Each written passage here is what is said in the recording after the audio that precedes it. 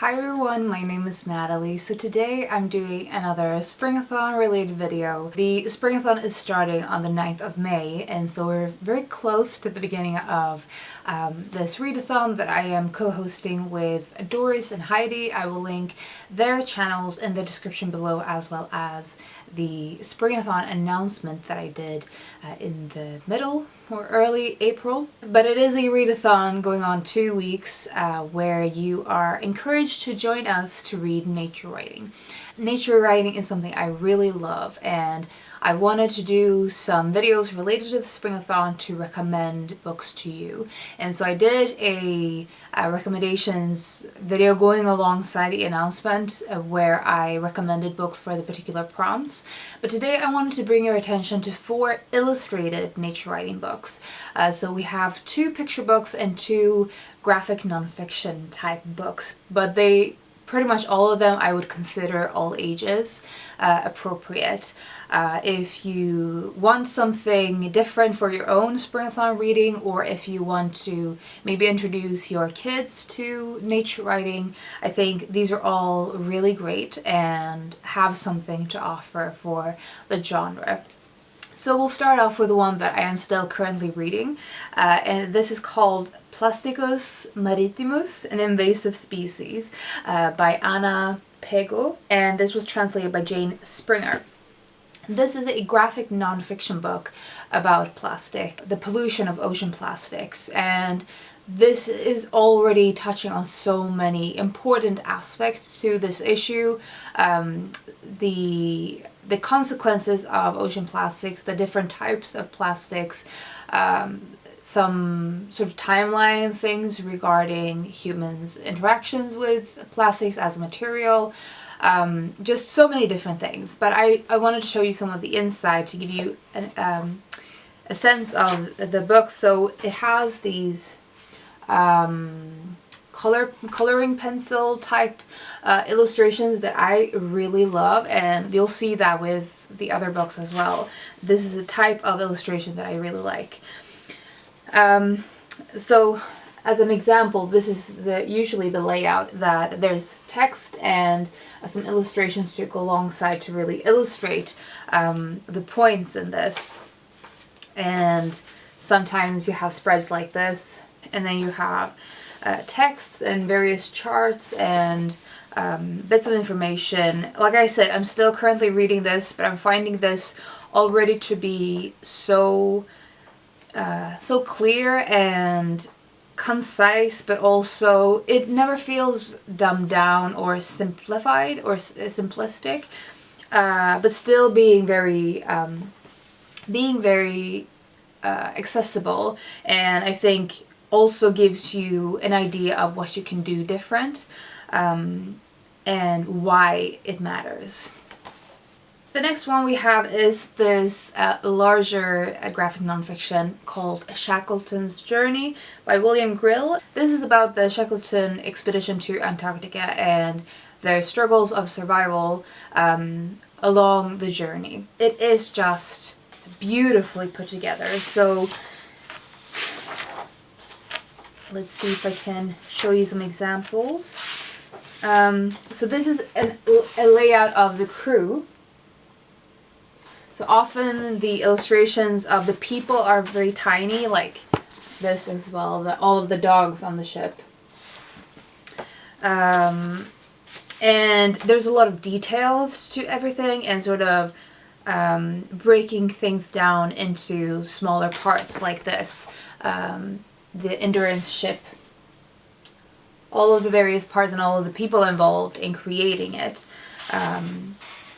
Even the sort of the source of the wood, that Endurance was built from Norwegian fir, oak, and green heart. Like all of these details. Then we have bigger spreads like this.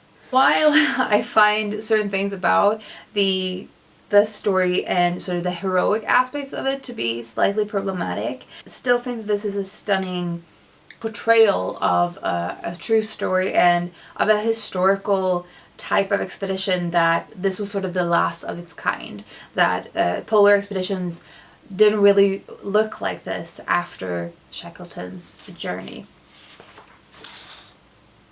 This is published by Flying Eye Books, and they do a lot of stunning books. They have several sort of picture book and graphic nonfiction type books on nature, so definitely recommend checking this publisher out as well. And then we have the two picture books. So the first one is The Little Gardener.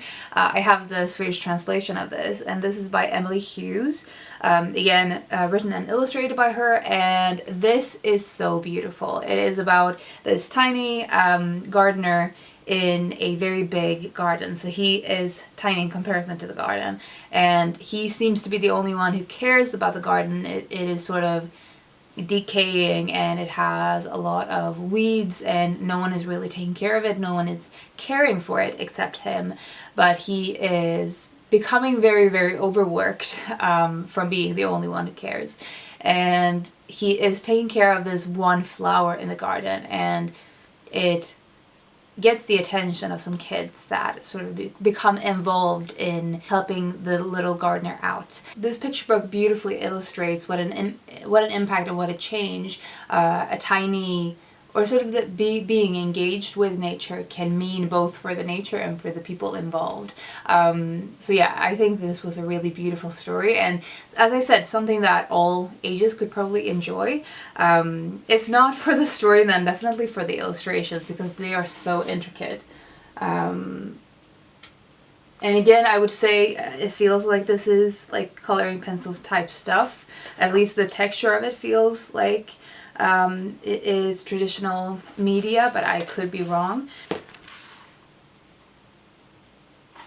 I think this is just a really, really beautiful picture book that all ages could really enjoy, and just look at the beautiful illustrations. So I would definitely love to read more of this writer and illustrator's picture books. And then the last one I have is Up in the Garden and Down in the Dirt by Kate Messner, with art by Christopher Silas Neal.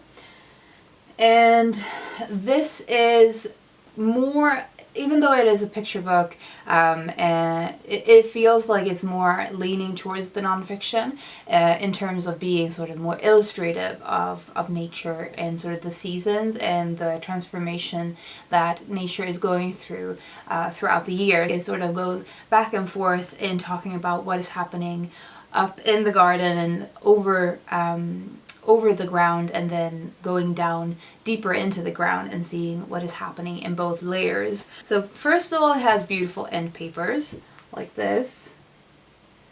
So you can already tell this is sort of educational as well, showing what different things look like and what they mean and what they are. So for example, here you see the kid that this is following working in the garden above the ground, and then what is happening in the dirt. So I think it just shows how rich nature can be, and how a tiny square of nature is brimming with life of different kinds, and how many different species is at work. So I feel like this really celebrates the richness of the environment and the ecosystem, and how everything is connected. Beautifully illustrated and just really fun. So again, one I think would be fun as a adult to read, but also for kids. And as I said, it sort of goes through the seasons as well.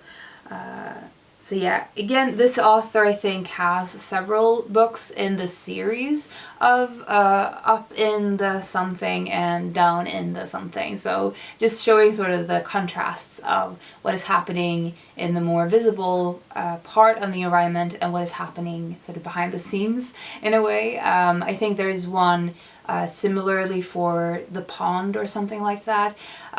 So again, an author that I would definitely be interested in reading more of her work. Those are the illustrated works that I wanted to bring your attention to for possible nature writing reading you could be doing for the Springathon this year, or in general if you're interested. And I'm sure that you could find other books by these authors and illustrators as well. Let me know if you would be interested in reading any of these, or if you have any recommendations for me for illustrated nature writing books. That was all I wanted to say today. I hope you're doing really well and you're taking care of yourselves, and I will talk to you soon. Bye.